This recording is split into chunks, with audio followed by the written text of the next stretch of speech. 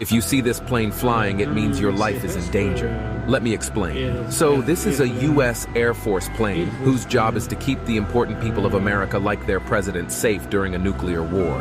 One of this plane's engines runs 24/7, so that if a nuclear bomb were to fall today or right now, the crew could immediately start the plane and take off. This plane has thermal and nuclear shielding to protect itself against a nuclear blast. Once it takes off, it can continuously fly for a week using aerial refueling. This plane also has countermeasures like chaff and flares against missiles. Only highly experienced fighter pilots can fly this plane, and this plane is called the Boeing Doomsday.